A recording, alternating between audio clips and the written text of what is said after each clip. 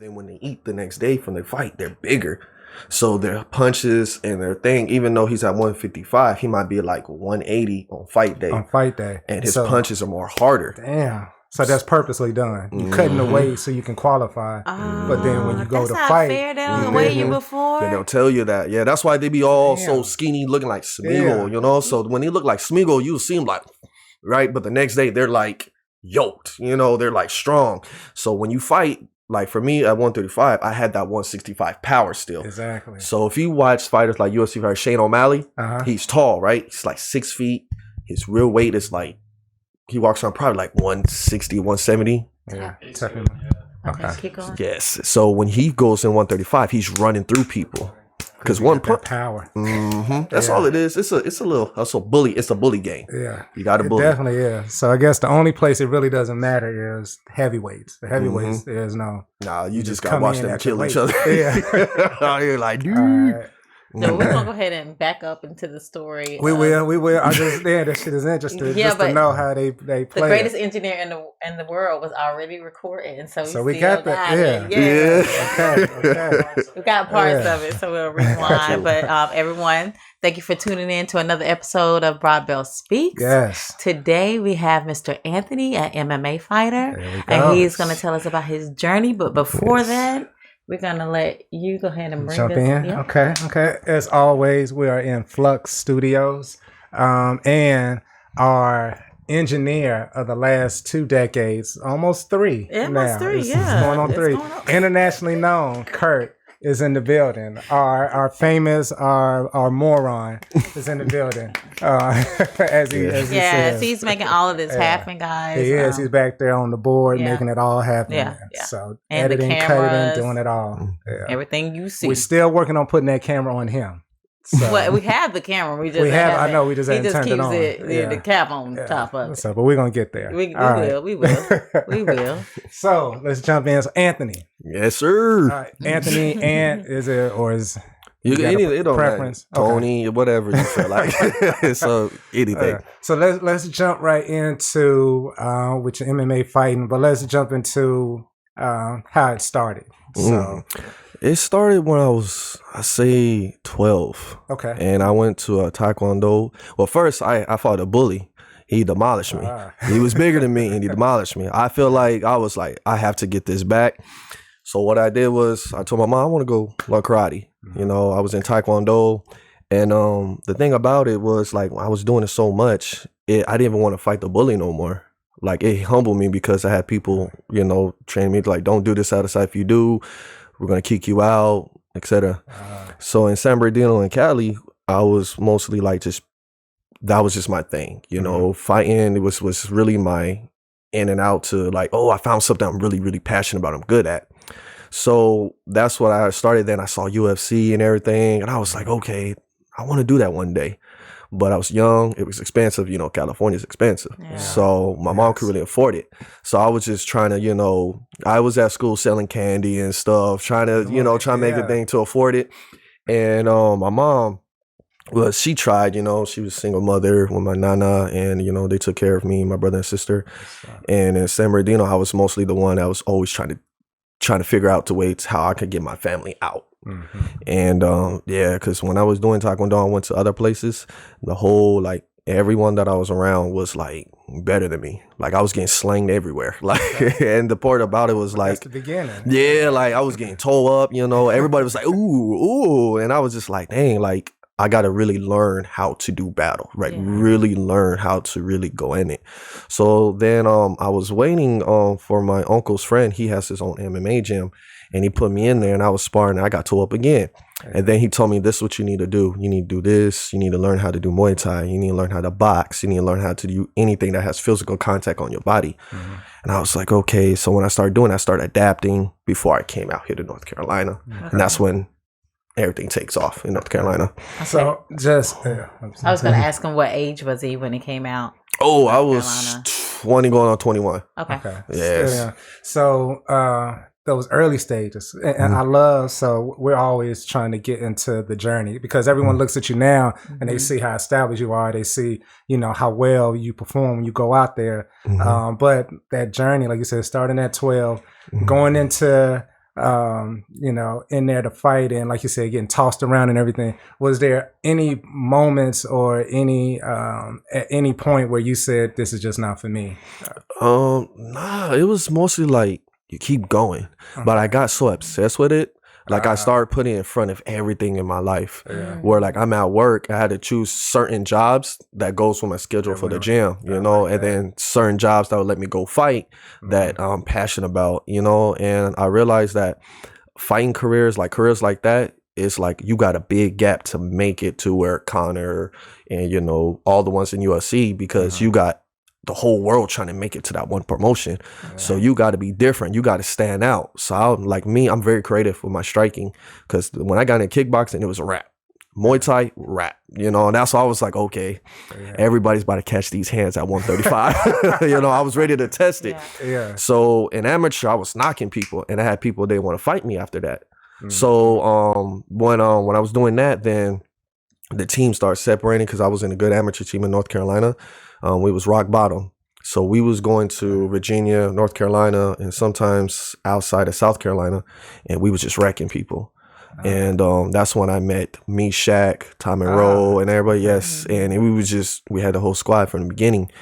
And that's when we all went different paths, different ways. See, my path was like life, like bills, like everything. So I couldn't afford stuff at the gym where I get like kind of, frustrated, where you're not progressing with your career, So while I wasn't progressing with my career, I kind of got, hurt. Like, I started getting frustrated. I started getting angry. I started, I couldn't really do nothing.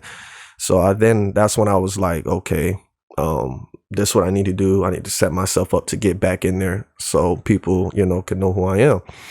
And then when MMA was like going ups and downs, because I got to learn wrestling and jiu-jitsu, I didn't have that. I wasn't really too fond of jiu-jitsu and grappling. So what I did was I went to kickboxing, Muay Thai, and that's when I started exceeding my fighting career. Went back to MMA, learned some more grappling techniques, but now it's like automatic. I know what to do, roll out. So when I started going back, it was easier. So that's when I made my professional debut. I took too long. Before you get to the professional debut, I feel like I'm missing a piece, because I know you came to North Carolina and you said 21. But what brung you to North Carolina? Out of all places, how did you end up here? And coming from California, right? I said it was cheaper. It's cheaper to live, and then we had. So you're looking to relocate. Yeah. And so you're looking on the map and like, okay, where am I gonna go? And you just chose somewhere to go. It's mostly my whole family. My whole family just was like, let's go to North Carolina and stuff. Okay. So I was like, and we have a little bit of family out here, but so there was some familiarity with being Yeah, well, someone got hurt though. My cousin, his name is Richard. He got burnt from a telephone call, and the telephone pole burned him. And we came out here. We were supposed to help, but we ended up staying. Okay. So that's when I was automatically like, okay, what I'm gonna need to do and everything else. I went to Lindley Center. That was the first place I went by. I met Todd, me, Shaq, J-Bill, the whole squad. Yeah. And that's when it all started right there. That's what year was that? Man, I think it was 2014 or 13 around there. Okay. Because me, Shaq was still, me, Shaq still had his, he had a shortcut. He had the waves. So, there I saw, and then Todd was still, hair, like Todd had a little bit of hair and stuff. So yeah, we were there. It was, oh my God, man. It's a journey. 2013. Okay. Okay. So now we're back at the professional. Okay. Because I love the thing about being a professional is like you got to know when to go. Okay. I took too long. I could have been farther, but it's okay. It's never too late. But, I kind of put a lot of damage on my body. So when I did the professional, it was last minute. I took the fight in a week. The guy was already set. The guy dropped out. And I was like, okay, let's get ready for war. Got x-rayed, everything. We were good. And then I seen the dude. I was taller, but that man was yoked. I'm talking about, like I said, Hercules. He was huge. And I'm like, man, what the hell you come from? And they said, yeah, he's fighting at 155. I was like, that man ain't on 155. Yeah, no, man. He's walking like, running, bumping the door and stuff. I was like, okay. But I looked at him, man. When we did face to face, I see his eyes moving. So I know he was a little bit scared because, there wasn't that much information about me. But they know I was a striker. Right. So he was moving his eyes like this, I was like, but I was looking dead at him. I was like, yo, I'm about to knock you out. Like, I'm dislocate your taste buds tonight. Yeah, I was ready. Like, it was that mindset, you know, and it felt good to come back. But I should have been smarter about my career choices, you know. So right when me and this dude, we was just locking eyes and stuff, really about to go at it, you know, we went to the back, I was warming up, and right there my shoulder popped, boom, and I was like, what is that? And then we looked at it, it popped out of place. I was like, no, not right now. So right before the fight. I was mad. I was so mad, but we put it back, and then they were like, yo, let's cancel the fight. And I was like, no, Pedro, forget that. I want to go get this dude. You know, I've been working hard for this debut. You know, I got him because he was already up there. He was 3-0. And I was just making my debut. Right. So I should have fought someone that was 0-0 with me instead of someone that was already in the game. That had somewhat established. Yeah.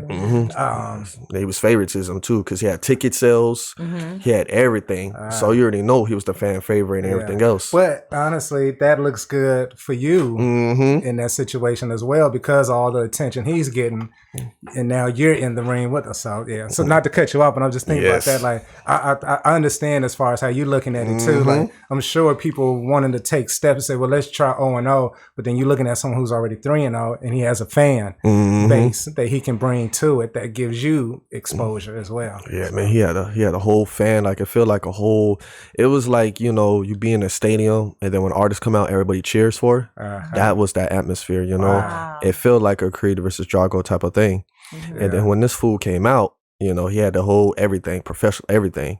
And I'm sitting over there, it's like, I just got to catch this fool one time. He's going to sleep. And then next thing you know, comes we going, boom, the bell ring, and automatically he's hyped. So he's coming aggressively at me. So I did a 2-touch Taekwondo kick, just put my leg up there, spinning back. He went back like, oh, okay, this dude knows something. Right. And he said, if I'm not careful, he's going to get knocked out. He knows. I could see in his face, just that quick second.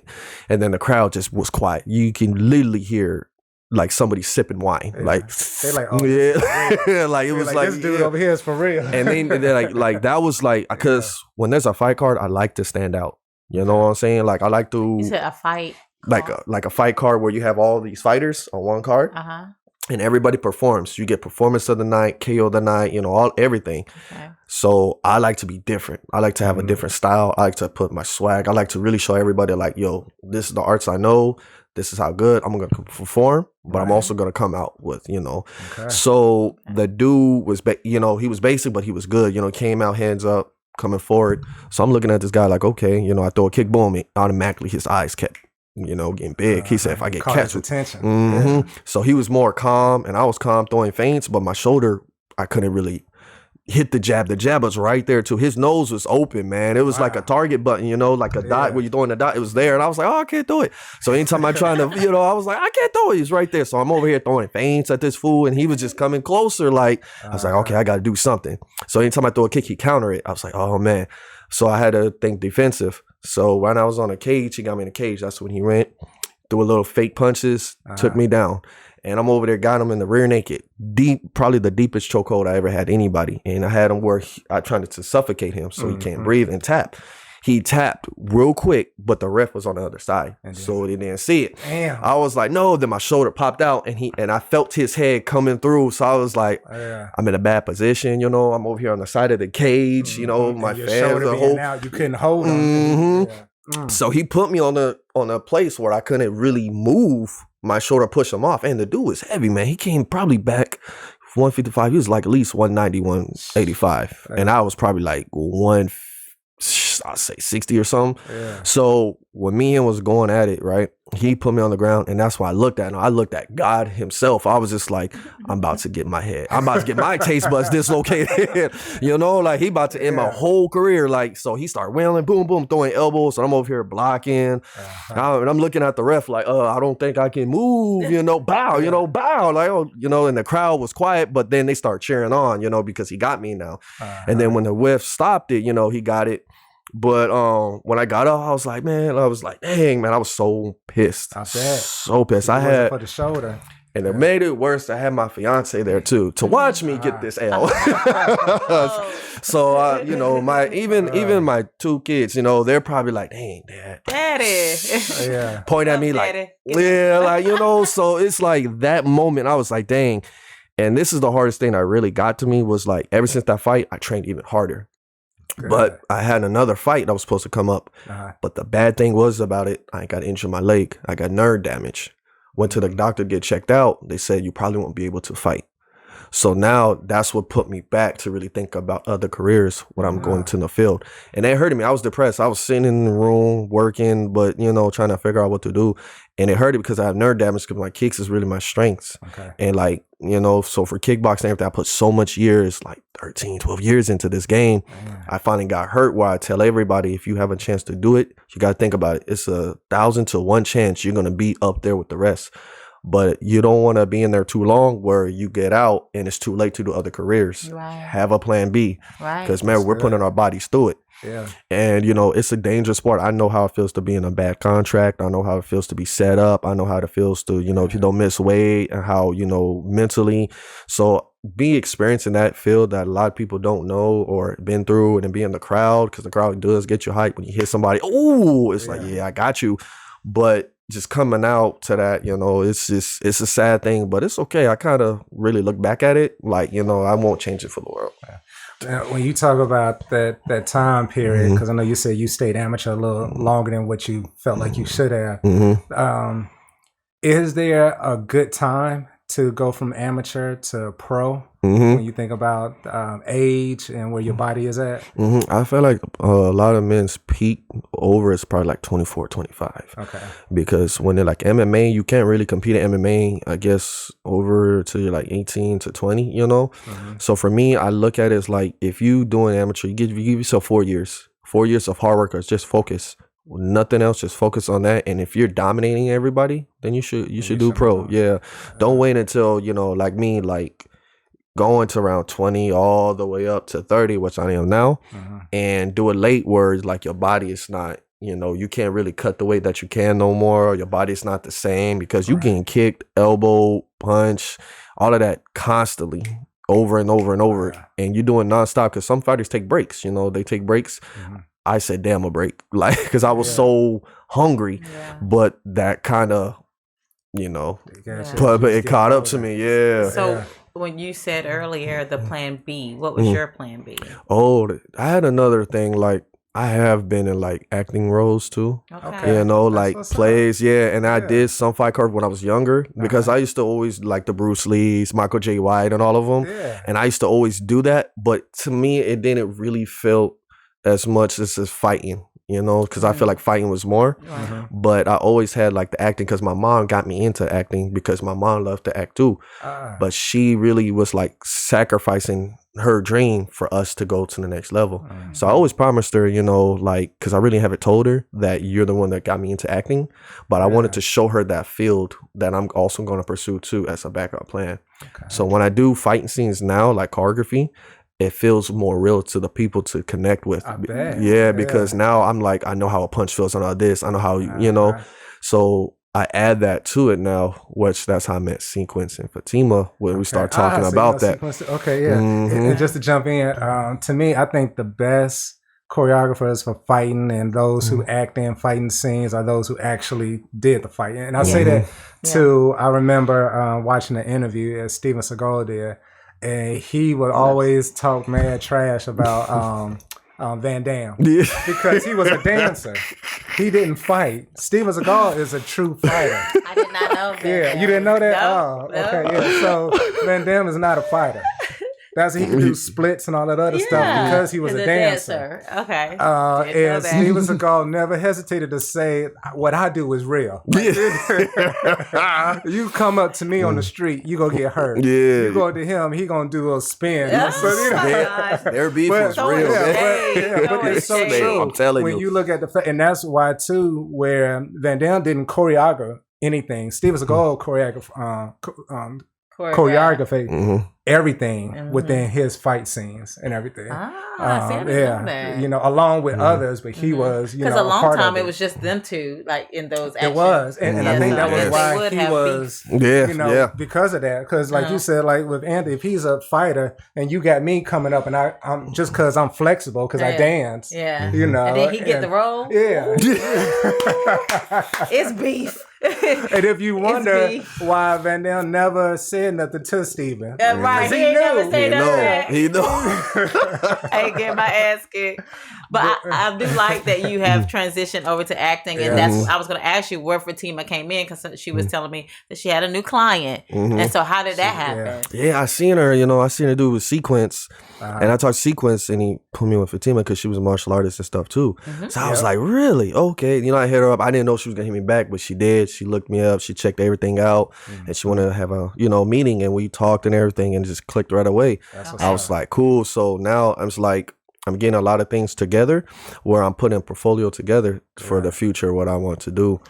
Because I do one day want to open a gym where I have one side of a gym is just straight kickboxing, MMA, and all that. Then the other side of the gym, you see the fight choreography. So I can learn how to put the two together where it could be a big old studio for everybody.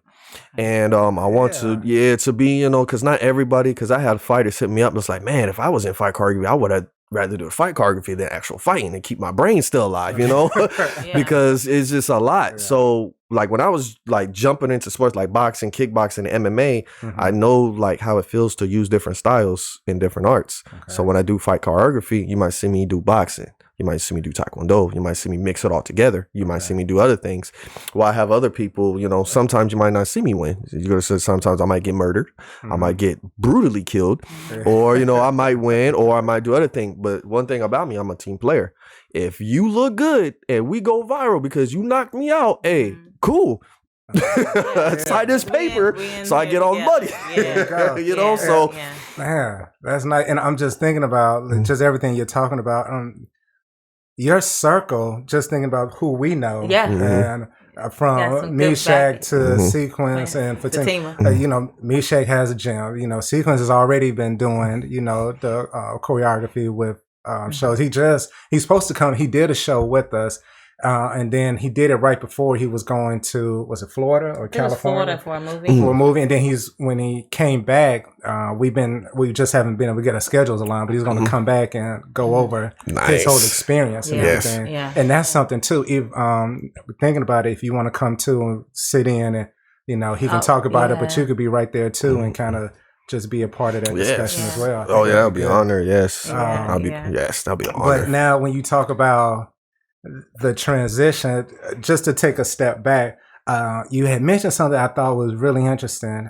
You talked about the contracts, the setups, and all of that. How do you get, when you think about a young fighter, again, you've moved on to where you're stepping into the next part of your life. When you're talking to a young fighter who's just stepping in, what's that advice, or what do they look for, or kind of be aware of as they stepping into it to kind of ensure it, not remove it, but minimize some of the things that you went through and friends of yours gone through when they first stepped in?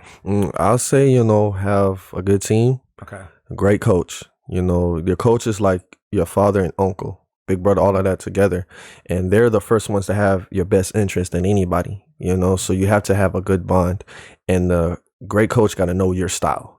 So he could add more tools to the style instead of trying to change you, And then like when you get these contracts, for professional fights, any fights, there's a difference when they say, hey, we want to sign you. We're going to give you a 4-fight deal. Here's this right here. And we're going to help you build. Then we got to fight for you. We give you this much money and this is who you fighting. You tell the difference?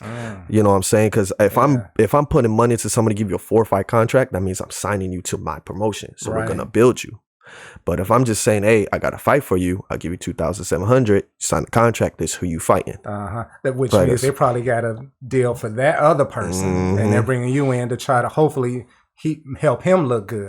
But if they sign you to a 4-fight deal, they, like you said, they're promoting you, so they're looking to make you look good. So they're trying to find good matches, a good match of. Okay, I'm sorry. Yes. No, did you have someone then when you was doing the contracts to go over your contracts and make sure? No, I didn't. So you learned from the mistakes. That trial and error. But yes, that's the best way sometimes. Yeah, because now you can help others.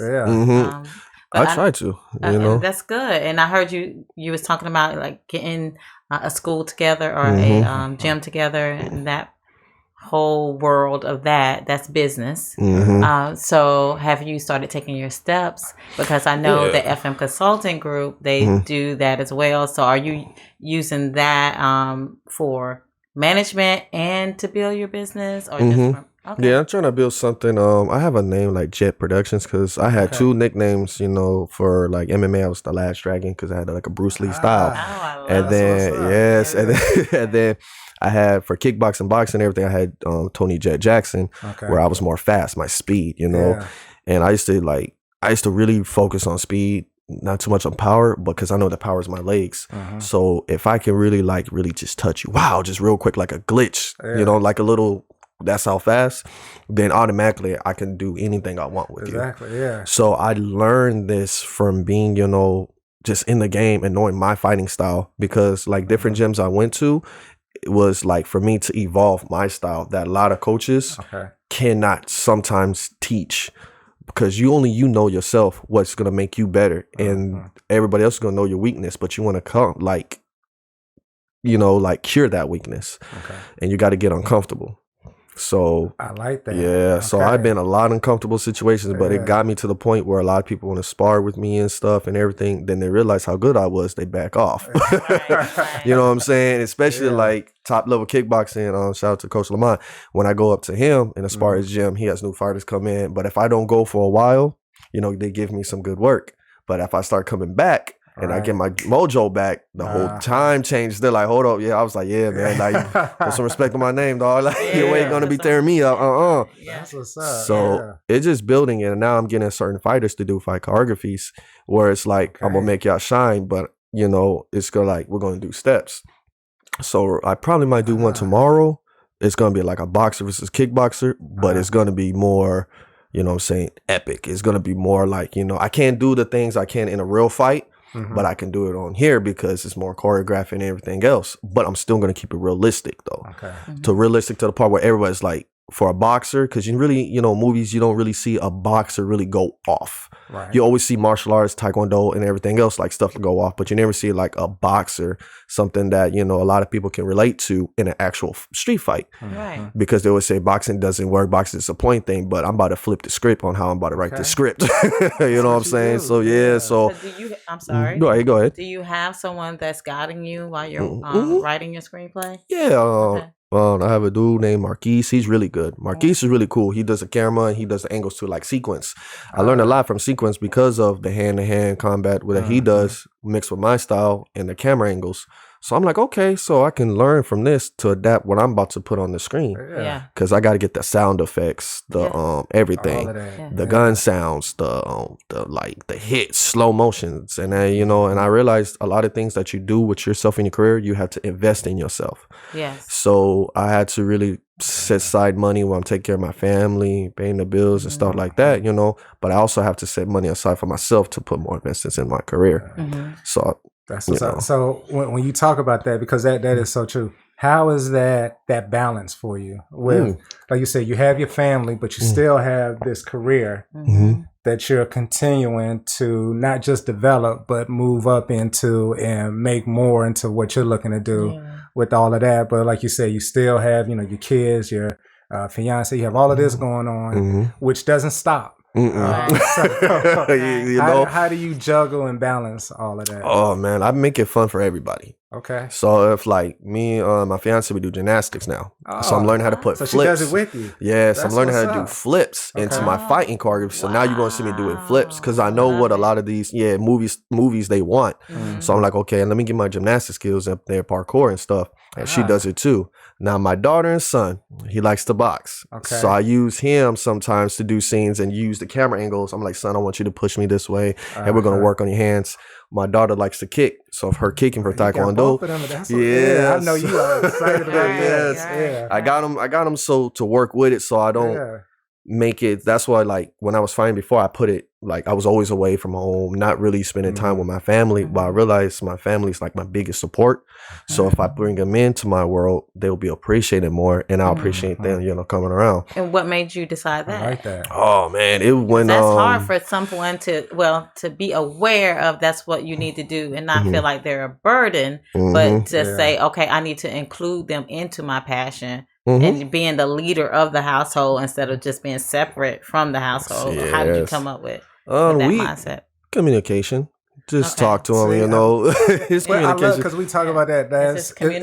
It's one of those things where it's said so much, it's overlooked. Yeah. But it's that old rule. That let's talk about it. What's missing? What's so go ahead and jump in. And I just love that you said that because so many people don't do it. And I love the fact that you like just communicate. I thought you were going to say, well, I was talking to my homeboy and he would do, but communicate. And then you just got to know your significant other, you know? Like, I know what she likes. I know how she is. She's a Sagittarius, so you know she's going to let me know off gate. What she don't like. So I'm like, okay. I was like, all right, Rena, you know, my queen, I got you. But I have this, so what can I do to bring here, to be here? You be aboard. You like this because she does real estate too. So when she needs me to get the kids and stuff, you know, it's not like fighting where I got to be in the gym. I could hold on some choreography later on. I could get the kids spend time with her while she does this. So it's a partnership. It's more of a partnership than it just me being on my own thinking this. When I have a whole family that's like, yo, Dad, I need you, you know, and I communicate with them. But sometimes I show them videos, right? I get the computer and I show them. I'm like, son, what do you think? You know, I'm like, Dad. And my daughter, she's so intelligent with her words.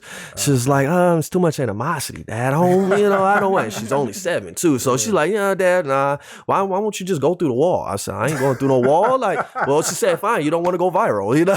Because if you did, you would go through the wall. Exactly, you know? So I'm glad I have that. And then my fiance, she just pushes through, you know, she looks at stuff and she's like, well, you need a better camera. You need a 4K. You need a 6K. Definitely. I was going to ask that too. Yes. That is awesome. So I learned a lot of that, you know, and I was the 4K because it's a list of what you need in order to make your videos pop. Right. Yeah, you can't be like the others and just making the content and you don't know what people are looking for. So I'm glad she said that. And sound is big too. Yeah, so sound is big. We be like all night. We read books together, you know, real estate. Because I'm thinking about getting my real estate license too, so I could join her, you know, so we could do it together. That's what's up. Yeah, true team. Yeah, man. Like to hear that, especially being so young. And were you about to say something, boy? Yeah, well, go ahead, because I got a networking plug for him. Okay. Now I was just gonna say, so when you first started with the communicating and bringing everyone together, because it's still more of what Anthony is doing, but you got everyone to incorporate and kind of buy in. Was there pushback early on? Yeah, there was, because I didn't know how to really work as a team because I was so doing it solo. Yeah, you know, and I've been through a lot of different bad relationships and everything, and it impacted a lot with me, you know. So I had to heal that side to be able to listen to what she had to say, you know. My ego was so high, like I was messing up. I ain't even gonna cap. I was messing up the first time, you know, because we were supposed to get married. I kind of, you know, went through some bad situation where me and her was just arguing, you know, and we wasn't gonna make it not because of her, it was because of me. My ego need to be in checked. So I beat my own ass. Excuse my language, but you know what I'm saying? You can say whatever, like, you know, because it was like, I have a great woman here. You know, she's strong, she goes, you know, and like outside of her, you know, just communicating with people, and I was just like, man, it's real out here. You know, ain't nobody wants to really like care for that, you know. And so I was like, okay, love. So me and her talked, and she was like, well, you can do this and this. I said, I can do this. And now anytime she says something to me, I don't take it offensive. I look at it. I say, you know what, babe, thank you. Anytime, you know what I'm saying? I don't really get off like, nah, you don't know what you're talking about. Because she has your best interest. So you all, like you said, you're a team. So and that's the best thing, you know. So when we're in unit, I don't really like. I'm excited to see her. I come home happy. I be like, yo, babe, what time you want me home? That is beautiful. You know, I let it go, man. I let all that go. Some people call me a simp, but you know, I'm like, I'll be a simp just to be happy. Just to be happy? Oh yeah. That's not a simp. That's not a simp. But see, I'm happy though. I'm happy. So I tell people like, hey man, it's like, I love my woman. I love my family. At the end of the day, this is my legacy and this is what I do. This ain't your legacy. This is mine. Exactly. So, and not only that, man, and I can't say how much I love the fact that you speak into like the self-discovery. Like you said, you looked at you. You were like, okay, what can I do to improve, not just for the relationship, but for me as a person. And real, because I know you want to get into the networking, but I think that's such a vital point to speak to. What got you to where you was willing to, as we always say, peel back the layers and truly look at yourself as you start making these changes in your life? And even not even that, but just like, okay, this is what I want for myself. This is how I'm gonna do it. and I'm gonna start with me. Like, I had to cut off everything. Okay. Like I remember, I moved back with my nana, and I took the TV out. I had no game system. All I did was work, come home, and read books. Yeah. And then I started reflecting on myself. Got therapy. Therapy was the best thing. Therapy was the best thing because I didn't know the problems that my childhood and everything really reflected. Because my dad, he was really not there, so he went somewhere. And that's why I was like, I would never do this to my kids, So I was like, well, because my boys, my primos, all my cousins and them, they were like my father figures. So they helped raise me and all that stuff, And then that's when I was like, okay, so I'm really it's crazy how, some people you don't know, but you end up having their characteristics. So I feel like that's like family curses that with yourself, that is either your choice to break it or you're going to deal with it. So I looked at it and I was just like, because my mom been in relationships where she just left and never looked back and went away. I was doing the same thing. And I was like, man, I ain't doing this. I have a great woman. I want to get married. I want this. And this is what I'm going to do. So I fixed myself, went back to her, apologized. And I told her, if you could take me back, I understand if you don't. But I have somebody that actually the one that got away. Right. But, she didn't. We still together. We strong. I never cheated or nothing or anything. It was just my ego of me trying to be like this alpha male, whatever. Right. Yeah. And it really was when I realized the true definition of alpha male.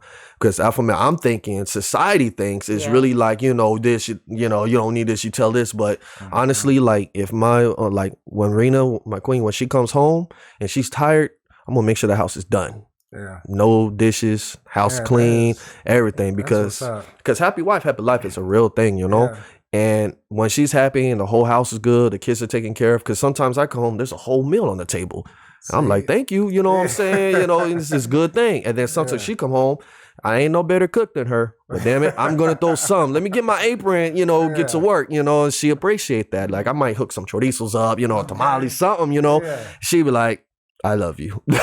While she makes her food, I'm like, I love you. Yeah, that partnership. I'm telling you, it's so beautiful to hear because I think that's one of the biggest challenges for men and women to take that time and really figure out who you are, figure out, like you said, we're all products of our childhood traumas. And the fact to hear you say that you did a therapy, I think that's one of the biggest things, especially, for people of color, we tend to push back against therapy. We seem to think I can do this on my own, and no, like sometimes you can't. Her therapist was Jesus. I was like, I'm not going to that. No, but that's what we tend to do. Sometimes we want to rely on scriptures and things of that nature when you need be some more. Yeah. And the fact that you just the fact that you had a clear mind to understand that and then to go forward with that. I think I'm hoping when people watch this and they see it, they're like, wow, because like you said, you're an alpha male, meaning, and not only that, you're a fighter. You all these things that so many men want to be and don't understand all of the trials and tribulations that goes along with that. Right. So you telling that story, I think is big. I think it's profound. And then I like the way you guys are on the same team. Yeah. It's like you're making touchdowns with each other. You're passing the ball and then she passes it back. And then, but when a household is divided, you could tell because you're not playing on the same team. Yes, you making your touchdowns and I'm making my touchdowns. So that's good that you brung it back together. And I do, from my perspective, I feel like it does take the man's leadership to bring it back together. And that's what he did. Yeah. So that's good when you were saying that you took the time to reflect on you and then know what you actually wanted and then you went after it. So kudos to you. Thank you. I try to really splurge my family as much as I can. Like I take care of myself last, but I take care of, a little bit of myself where it's like, okay, I'm set. Let me see what I got to do. I put money aside for my kids, money for my wife, and I got money for me.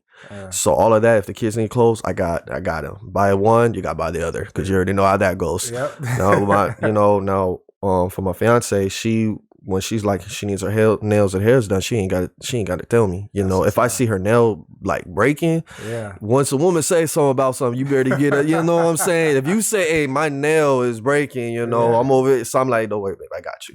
So I give her the money, boom, or I give her my card and boom, just go handle it. She's happy. I'm saying when she's happy, their days too. We do manifestations together. Man, we do like all of that. Yeah, because she's really into that, and she brought me into that too.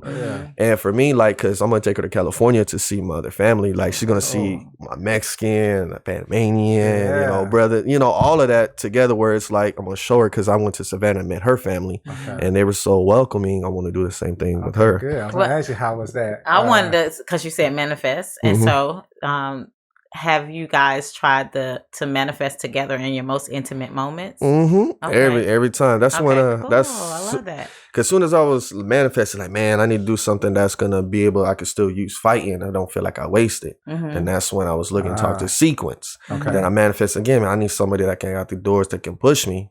That's when Fatima came. Then I manifested again, like, you know, I need something that's going to build and make me happy. You know, that's when the fight choreography, she gave me the ideas. Reading in the books, and then she came in, you know, she manifesting on stuff. Like, yeah, we need someone to make money. Like a job, like I leave job early, I go lift. The next thing you know, I'll probably make a great amount of money on lift in one day. And I'm just like, okay, you know, let me take my family out now. So it's like those manifesting moments, you know, when you're just around your loved ones. It's like, I understand people have, you know, relationships and marriage and stuff, but it's different when you know that you and your person is like a twin flame, you know, their love language and everything, you know, all of that, you know, like you ignore the soul ties, you know, everybody's going to have soul ties. Everybody's going to do that. You can't bring that into a relationship, because when you're in that relation, that commitment, that's the thing, it's a commitment. And you already know, like, if I tell her, like, babe, I'm going to go to the candy store or whatever, and I get just anything I'm about to spend, I'm going to communicate with her, because this is our account. But if I spend something on my account, it's not going to be, you know what I'm saying? Because I really kind of save on my account, because, you know, I'm the backup. She has a flat tire, boom, I got it, you know, because she's so worried about real estate. Real estate is up and it's down. So I already know her situation. I know she gets frustrated, but it's like, I got you. Don't worry about it. So that's how I know, because at first when I was fighting, I didn't really care about all of that.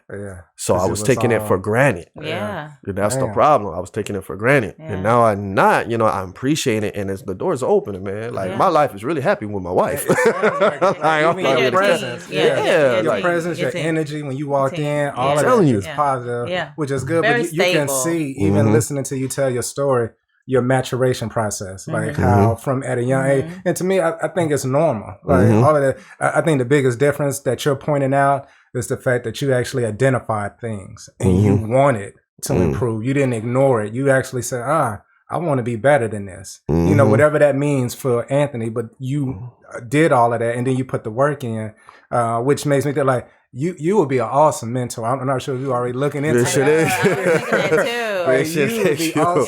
Thank you. Your story to tell, and these young kids coming up. Can you go back to Lindley and help out? I talked to some people, and I didn't know a lot of people was looking at me, looking up to me, that I thought, you know, because I was so into my own world, and I had to get out, man, because I wanted love. I wanted this. So everybody I dated before, the woman that I was with now, was always using me, abusing me, all types of stuff. But I was wanting love, so that's all I wanted, because I see my mom go through it, and my dad wasn't around, but I wanted a family, my own. So the next thing you know, it was like, I was like, man, I can't find no one on my level. But the thing about it, God sent her when I was on my worst, like when I was worst. And I don't think God sends people their talent or their gifts in your greatest moments. You're going to be at the worst to see if you can handle it. So he's testing you, see, hey, boom, you're ready now. But are you though? That's the question. So I was like, nah, I'm not ready. Dang. But now I see it. I know what I got to work on to keep it, you know, because it ain't like having somebody that you know all your weakness, all that thing, and you can bond with that person to a whole new level that is hard for anybody to tell. You could be totally yourself. Exactly. That's why I love listening to relationships, you know, other relationships giving advice, but sometimes like I look at other relationships' lives, take the key things, you know, and then take it in mind, because relationships, they're all different. You know, everybody has different levels of problems. And I noticed that because when you have money, you deal with certain type of problems. When you have different type of problems. And there's more to it than just cheating. Communication, you know what I'm saying? You know, not even just being there. You're putting other things in front of your family. Like, there's so much levels that go to it. When I was just like, man, like, okay. And don't even get upset, you know what I'm saying? Because I feel like, you know, when you have a strong alpha woman, she's going to open her mouth and tell you some things that she's not going to like. As men, we got to listen, because women tell us, we're just we just don't listen. Our egos get in check. It's like Very if she said, "Hey, I don't like the glass on the table. If I'm going to keep doing it, then that means I'm not listening to her. I'm not caring what she's saying." But I guarantee she tells me the first time it's not going to be there again because now she's happy. But I'm going to tell her what I don't like too, and she has to do the same thing. Sagittarius, and we are very blunt. Yeah, see, you know, I love it. I love it. Because when Sagittarius loves you hard, man, they ride for you. But you got to earn it. You got to earn it. Yeah, when the flame will go out along the way, but when the flame is ignited, it's there. Oh, it's there. And especially if you know the core of the person. If you can sense and connect with the core of the person, it's like, I know he has this in him, and we'll stay around for a very long time. I'm telling you, that's why I love Marina. She's so cool, and I noticed anything she don't play about me either. Like, she feels like somebody's getting the best of me, we'll go look through it. Yeah, she's stepping on Max. She like Martin did with Gina. Excuse me, babe. Excuse me. And I'm like, wait a minute, I should be doing this. She said, no. The mama bear. I call it the mama bear. The mama bear comes out. That's the thing. You both got each other. Yeah, I like it. So she cares about you just as much as you care about her. And like you said, just as well as you make it known, she makes it known. There's nothing better than that type of support, you know, by whoever you're with, and they standing there, you're like, oh, because especially as men, we're so used to doing that. And then when someone steps in, they be like, oh, you're like, oh, like it's that feeling where you're like, oh, this person cares. It's like really having, I know, like for me being young, my big brother, like when my big brother would step in at times. Yeah, it does make you feel, you know, it's nothing like that. Done that a couple of times. But I know you wanted to get into the networking. Yeah, we got bringing that back up. So we got to wrap up. Because Anthony his story is amazing. Like it. And everything. Thank you. And I love the fact it's just not being an MMA fighter. Like, you got so much more. Like, you definitely got to come back on the show so we can do more. But let me let you get into that. Yeah, so I met this couple. They're into real estate. They're actually on HGTV. They have a show, and they're in Elon. Really? Yes. And so when you mentioned that, and they're so nice and sweet. They're doing a development, and it's in the country in Virginia, and I can't remember I want to say Danville, Virginia, but it might be another part of Virginia. But they're doing a development there, and so I definitely would love to connect them with your wife, and then if you're looking, because I don't think the husband is a real estate. It has his real estate license, but he goes and look for property. He don't need to because he don't need the real estate license because they're doing like flipping and redevelopment. So he does another end of the business, but it's really a cool dynamic. And if I would get the link to send to you their show that's on HGTV. I think gracias. Yes, I would love it. Y'all can reach out to him. I will reach out to her and let them know that I'm connecting you to. Yes, please. It's a good dynamic. I take all the connections I can. And that's the thing. I'm open too, man. I learned not to be closed-minded. You got to be open to everything, connect with people and stuff. Because I like meeting new people and communicating stuff. Like, you know, like they was doing extras, right? And I did extras. I got along with everybody. That's what's up. When I was shadowboxing going crazy, they had me do a SWAT. They had me be a dang bad guy. They had me do, you know, a boxer. Then they had me do an MMA fighter. They had me win the fight. I was like, man, let me just be the star. Like, it's coming. You gotta pay your dues in the acting world. I got you. Yes. So I'm one, and Tiffany knows, Kurt knows it as well. I love quotes, and to me, everything you're talking about is to me describing the quote. And it's a quote I've said more than once on the show. But Abraham Lincoln says, I will prepare, and one day my chance will come. And I'm paraphrasing. So for anybody who's trying to look it up, I'm paraphrasing. Calm down. But everything that you've been doing within your life has been that preparation. And now these doors are opening up, and you're able to just step right in because you already have the background with all the different types of fighting skills. You know, you have the background of understanding the contracts, understanding the ins and outs, all of these things, and like you said, having an open mind, which to me shows that ability of you to really look into you as you was making improvements to yourself. Like that takes an open mind to look at yourself really does. and do that self-reflection. At a young age. Yes. I'm telling you. You're still very young. Yeah. Right. Yeah. So Yeah. you look like you 24, 25. So when he's like, say, 12 years that's why I said, like, oh, man, you've been, like, because you look extremely young. That is a good thing. And with all of that, like, definitely applaud you. Thank you. Where you continue, like, I would love to, us staying in contact and you seeing as you continue to progress. Appreciate it. Thank you. I'm just enjoying the process. I'm not worried about trying to be, on the rich list. I feel like my thing is just sending a message to the world before I go, and leaving something for my children, because, everybody wants to be famous so much, but it's like, that's cool and all, but what are you going to do when you get it? Like, like how you going to handle it? For me to be older, I can really handle stuff before I can handle things back in. When I was young, being a cocky fighter and all this other thing, but now I'm more humble. Like, I talk to people, teach them the right things, kick this way, that, even like little kids and stuff come, I'm shadow boxing with them, spar just like with my son. So a lot of people, when they see me do all these cool things, I tell them, man, everything is a process. I had to get my head beat up and all of that stuff, egos and all that, leave it at the door. Even with the acting things too, I'm like a nerd with it. I'm watching, looking at different cameras, how different angles. I had to take like 15 shots for one, That's how it is. You have to get with LM3 Production. He's a beast at the camera. Gosh, I got some good connects for you that I'm gonna have to send over your way. But get them all to you.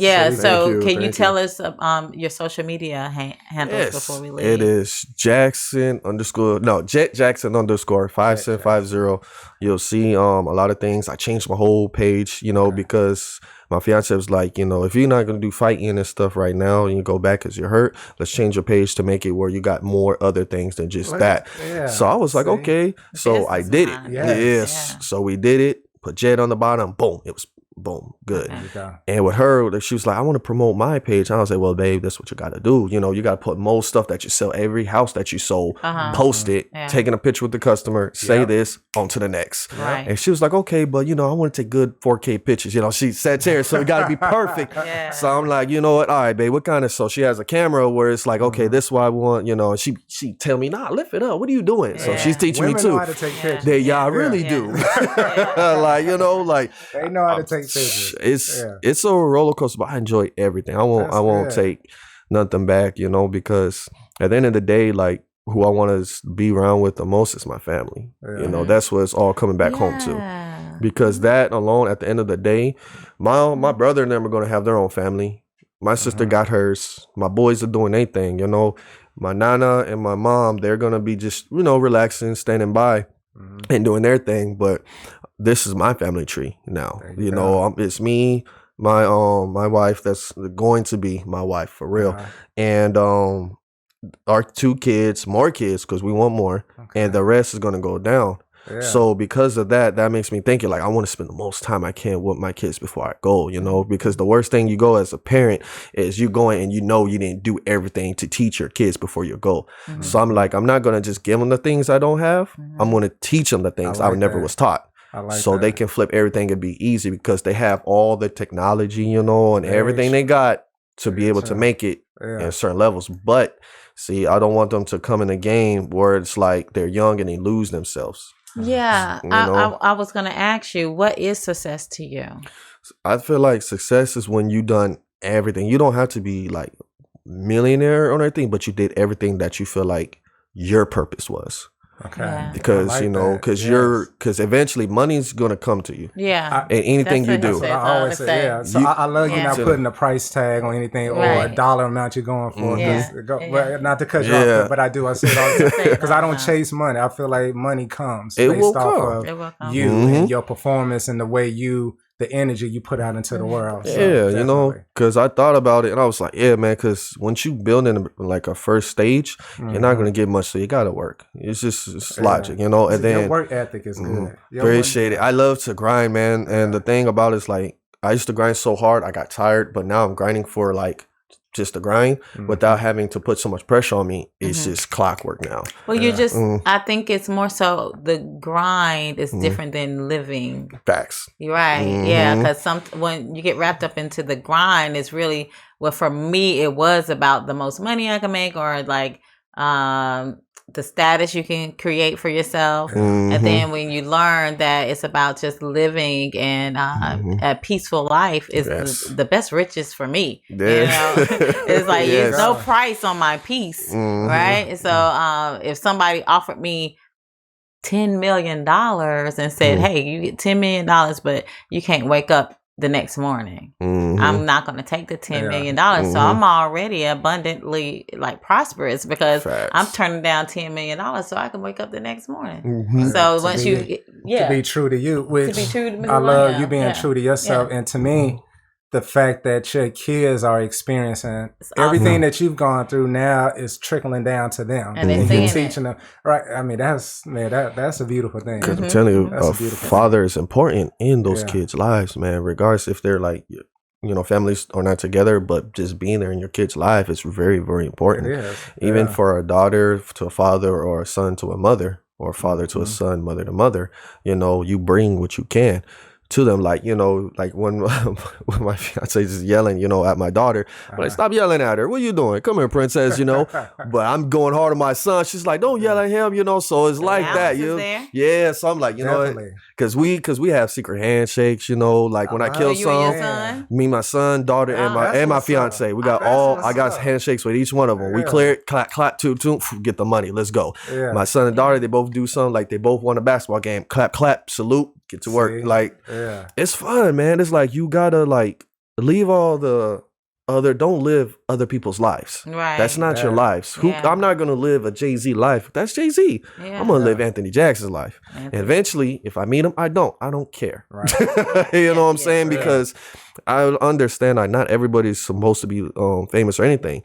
Shoot, I'll be happy if I just if I don't really make it the big time, right? But at least I did everything that a lot of people notice for. And my son and my daughter is straight with their kids and they go. Yeah. And it's like me and my fiance, we do a real estate together. That's it's all, we're wealthy now. Like, boom, we got it. But I don't have to really put pressure on myself. Oh, I gotta be success. I gotta be famous. I gotta do this. Famous. A lot of people want. I was telling my 11-year-old, I was like, once you was born, you was famous. Exactly. I was like, it's only you on the planet. Exactly. I was like, so don't let other people, dictate your fame when you was born into it. Now notoriety is totally different. The things you're doing on this planet, it gets you noticed. So you want to make sure you're doing things and have integrity and morals while you're doing it. But don't worry about the fame. Yes. Because you already got that once you got here. Exactly. Yeah. Everything is a choice what you do. And I love having the type of different people from anime, fighting, or just normal, just having people watch it. It's good for me, because I'm actually doing something. But if I'm on a scheme with Idris Elba, I'm going to call my fiance hey, we made it. I don't care if I'm a background. I'm getting tossed through the wall. I made it. Your notoriety. Exactly. It's going to go to another level for you to get whatever your message or whatever you say your purpose is across. Yes. Yeah. So that's a different platform. And another thing was big with me is insecurity too. Because she likes, certain stars. I'm not going to be insecure on the stars. Right. We all love some certain stars because she likes Idris Elba. So if I'm with Idris Elba, I'm gonna tease her. I'm here, you're not here. Exactly. Guess what? That's hey, Idris, you know what I'm saying? Yep. Exactly. What's wrong with? Idris, come here. Hey, let's you know what I'm saying? I'm like, yo, and that's fun. Yeah, so I'm like, all right, I'm hanging up. Bye, boop. You go on the road. So those are the things that looking forward to that. Yes, with your significant other. Yeah. When you do goals, because she can do it back with me too. She's like, oh man, I'm with Keanu Reeves for John Wick, and he needs somebody in his role, but I don't think I should say you, because she's petty. Sagittarius, y'all know how to. Isn't that so fun when you just be so petty? I love being petty, but thank you so much, Anthony, for coming. Thank you for having me, being a part of Broad Bell Speaks. Yes, we're gonna go ahead and wrap it up, and you're gonna give our social media. Give it before we step into. I am. Yeah. So. As always, you can find us on Spotify, YouTube, Apple, every other media outlet you can find us on, which is Broad Belt Speaks, as well as TikTok. Our email, if you have comments, suggestions, or if you just want to give some feedback, you can get us at broadbeltspeak03@gmail.com. And before we wrap it up, we do have a segment, and it's called I Am. And all that is you say I am and then describe what you're feeling in this moment. So I'm going to let Broadbelt start off because I have not thought about it. I hadn't thought about it either, but I would say I am loving every moment of my life. Okay. The ups, the downs, it doesn't matter. I appreciate it all. That's why I love hearing you talk, Anthony, because it's where it's who has it. All of those ups and downs has brought me to who I am right now. Tomorrow might be something different, but right now, all of those things have established the man you see before you. So, yes. And I am amazed of the woman I am right now.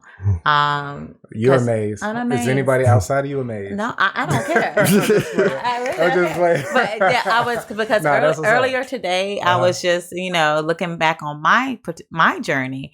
And it's some things that I have accomplished, and I haven't taken the time out to kind of sit in it.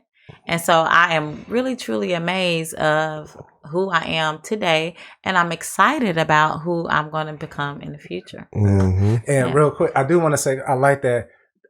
Before you step into yours, Anthony, do you look, and I know we was wrapping up, but do you look at all the things you've accomplished, or are you always just looking ahead? What's the next? Both, actually. Good. Okay. Yeah. I always keep what you have accomplished. Because those things you've accomplished, those are, points within your life that need to be appreciated. And I always feel like I used to be a trainer, and one of the things, a trainer in healthcare, and one of the things I would always tell my classes is appreciate what you've done to get to this point. So sometimes we get so caught up in the next thing I need to do that we forget, shit, look where I've made it to. Like you going from Cali to here, to going from amateur to professional, to all of these things, and then now doing choreography and all these different things, and now the acting, like your relationship, like all of those, like thank you so much. You're killing it. Thank you, I appreciate it. Thank you. If you're not like, I'm gonna say it, like just hearing you talk about it, I'm just over here like in awe, like man, because you're so, especially with your age, like you really stepping into it. That's why I say you would be amazing as a mentor for these kids. Thank you. But go ahead. Go ahead. Are you doing I am or you know what? Yeah, before you do, Kurt's gonna do an I am. I